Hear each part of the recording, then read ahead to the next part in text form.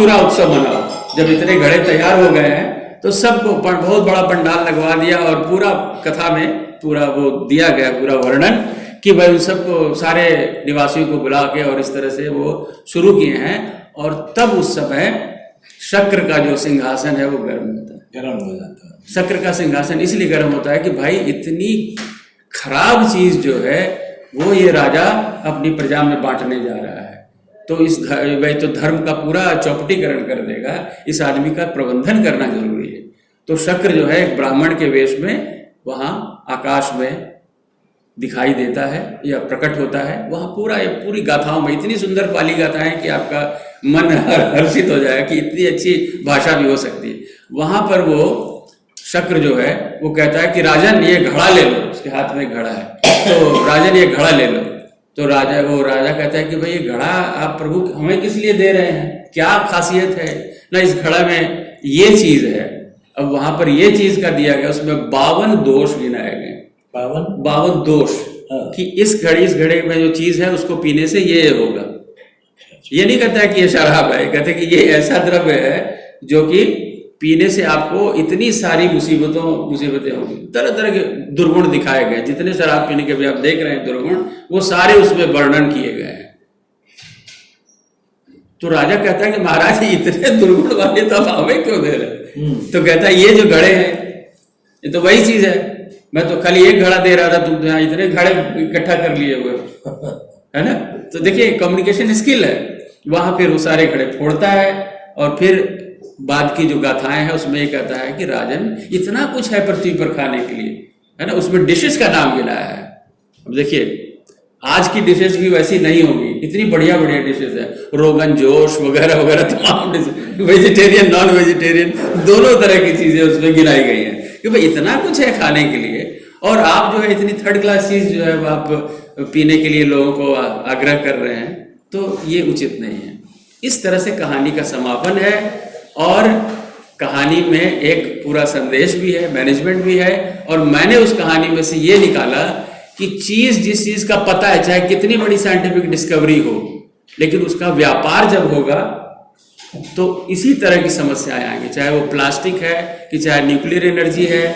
आप समझ रहे हैं ना, जब आपको मालूम है कि इस तरह से इसके इतने जो है अभिशाप है इसके, तो फिर उस चीज का कॉमर्शियलाइजेशन क्यों, कॉमर्शियलाइजेशन ही ना हो रहा है। आप सचिन तेंदुलकर को दिखा रहे हैं, क्या कह रहे, एक और हमारे जो बड़े हैं सितारे बॉलीवुड के, है ना, वो आकर के प्रचार करते हैं कि ये लीजिए था, वो बहुत सी शराब हैं उनका आकर के एडवर्टीजमेंट दिखाई जाती है ना, लोगों को उस तरह से बताया जा रहा है कि आप इस चीज का सेवन कीजिए। जब चीज आपको मालूम है कि चीज इतनी खराब है तो उसका कॉमर्शियलाइजेशन क्यों करते हैं, उसका प्रोडक्शन क्यों करते हैं। प्रॉब्लम कहाँ से शुरू हुई थी कि जब वो तो नेचुरल वे में बना हुआ पेय था, है ना, खत्म हो जाता बात खत्म हो गई कि अब है ही नहीं।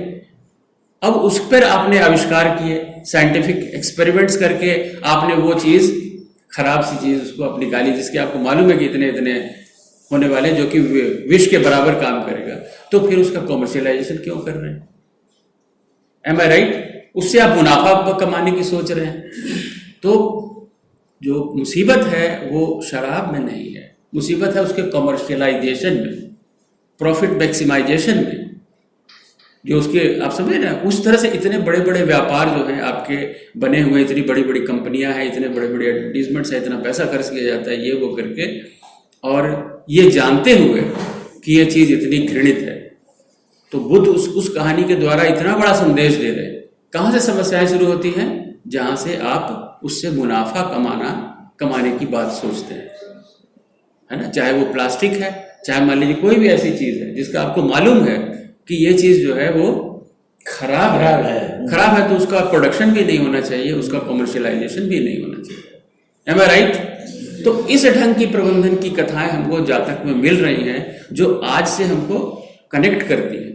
आज भी वही समस्याएं हमारे पास और उनका प्रबंधन करें। तो जब मैं स्त्रियों वाली कहानियों पर आता हूं तो ये कहानी इसमें विशाखा के रूप में आती है, लेकिन इसके बैकग्राउंड में, है ना, इस विशाखा के माध्यम से, खाली उस सवाल के माध्यम से कि भगवान ने कब से शुरू हुआ, इस एक सवाल के उत्तर में देखिए इतनी बड़ी जो चीज़ बताई, संदेश दिया जा रहा है बुद्ध की प्रबंधन का, वो इतना यूनिवर्सल संदेश है।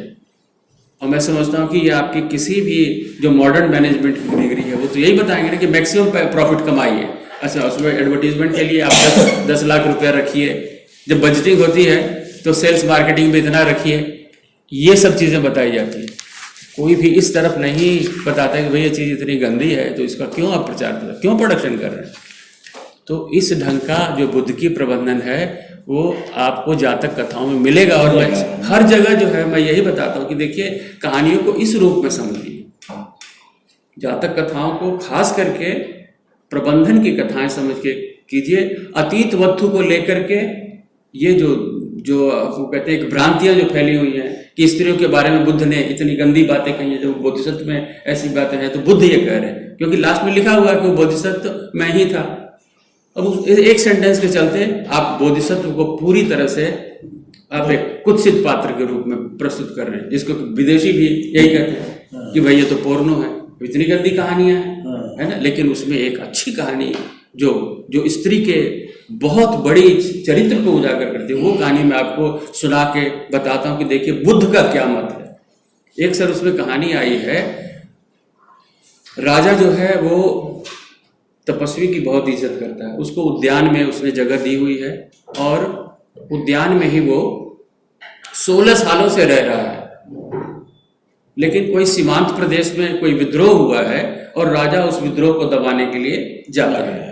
पीछे अपनी रानी से कह जाता है कि इसका पूरा जिम्मेवारी तुम्हारी है, पूरा ध्यान रखना भी इनको कोई तकलीफ ना हो, है ना। अब वो राजमहल में ही जाता है, भोजन करता है। एक दिन की बात है कि थोड़ा जो तपस्वी है उस दिन लेट हो गया और रानी जो है वो वस्त्र उसके ढीले थे, वो झूले पे लेटी सो गई और जो है वो आलंबन उस तपस्वी को मिल गया, कुछ ऐसी चीज दिख गई कि उसको जो है उसका ब्रह्मचर्य जो है वो स्खलित हो गया और वो मतलब घर जा करके अपनी कुटिया में जा करके वो राग को बढ़ा रहा है ना। कितना बढ़िया अंग है, ये है, जो उसकी भावनाएं हैं उस ढंग से। बस 2 मिनट में खत्म करता हूँ सर। तो इस तरह से अपने राग को वो उद्दीप्त किए जा रहा है और उद्दीप्त करते करते उसमें दिया हुआ है कि 7 दिन बीत गए, उसका जो भोजन था वो भी वहां उसमें कीड़े पड़ गए, है ना, और वो गंदगी चारों तरफ फैल गई हुई है। लेकिन वो आदमी अपने उसी रागासक्त है उस अवस्था में। राजा जब आता है तो सीधा पहले विजय करके उसी तपस्वी से मिलने आता है, तो देखता है यहाँ तो चारों तरफ क्या बात है, कहीं बीमार तो नहीं पड़ गया, कहीं मर तो नहीं गया, तमाम तरह की अब उसको आशंकाएं आती है। अंदर जाता है तपस्वी के पास तो बोलता है कि अरे महाराज क्या हुआ आपको, है ना, हाथ वाट होता है। तो बोलता है महाराज मुझे मतलब मैं बिंद गया हूँ, गाथा में है, गाथा में कि मैं बिंद गया हूँ। बिंद गए हो, किसने आपको बिंदा? राजा सोच रहा शायद कोई शत्रु आके बिंद दिया होगा। तो उसने कहा महाराज बहुत बड़ा शत्रु है ना, मैं अपने ही शत्रुओं द्वारा बिंद गया हूँ। तो राजा कहते हैं तो इसका जो इलाज है ना, तो आप चलिए इसका इलाज होगा। तो कहता है कि भाई मतलब किसने आपको भेजा? तो ऐसे रानी ने।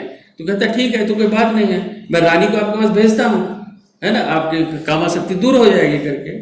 अब वो रानी जो है एक सच्चरित्रता है, उसकी ऐसी देवी है, वो आकर के उससे कहती है कि ऐसा है कि भाई हम लोग तो विहार करेंगे परंतु कोई जगह तो होनी चाहिए आपके पास, अभी तो सारी गंदगी है, तो पहले इसको साफ कीजिए।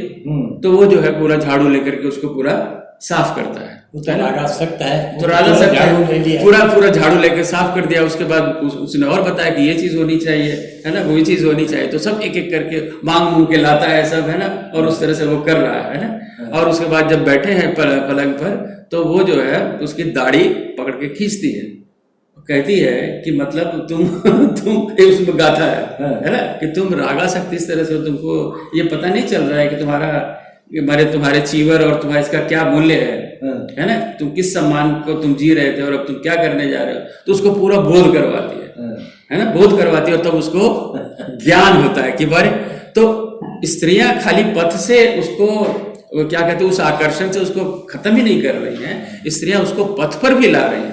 तो स्त्री में वो शक्ति है ना, वो रानी जो है वो उसका सुधार कर देती है। तो ऐसी जातक कथाएं हैं।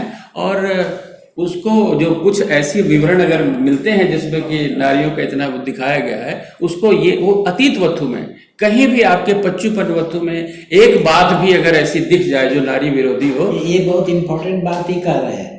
बहुत सारे लोग जो लेख लिख रहे हैं अभी पर कि जातक कथकथा में नारियां, तो इसी को लेकर के लिखते हैं, लेकिन आपको उस तरह का देखिए ये जो बता रहे हैं ये बड़ी नई बात है, इसको ध्यान दीजिए। एक नया इंटरप्रिटेशन हो जाना चाहिए जातक। सर आप अध्यक्ष कमेंट कर दीजिए, फिर गाड़ी आप बोल दीजिए 2 मिनट जो आप बोल रहे हैं बस। जी जी हाँ सही कर अध्यक्ष नोट की तरह से ये आ जाए। चावला सर का बहुत बहुत आभार। मैं सर से कहूंगा कि जो सर अपनी बात कह रहे हैं हाँ वो उसी को कंटिन्यू कर दें, बस अध्यक्ष कमेंट हो जाएगा बस बस हाँ ठीक है, बाद में अब हो जाएगा। आप बोल दीजिए ना जो आप अभी कह रहे थे। चेन ऑफ थॉट्स जो है सर का, सर आप उसको बता रहे थे जो पच्चूपन वस्तु में जो बातें किस तरह से रिसर्च करनी है, ये पच्चूपन वस्तु की ये सब बातें जो आती हैं तो अतीत वस्तु में, अतीत जो औरतें खराब है तो अतीत चले चलिए वो दूसरे कार्यक्रम में फिर चले जाएंगे। अच्छा और भी हाँ चले। तो ये जो बात बताई इन्होंने, ये हमारे लिए भी नई चीज़ है।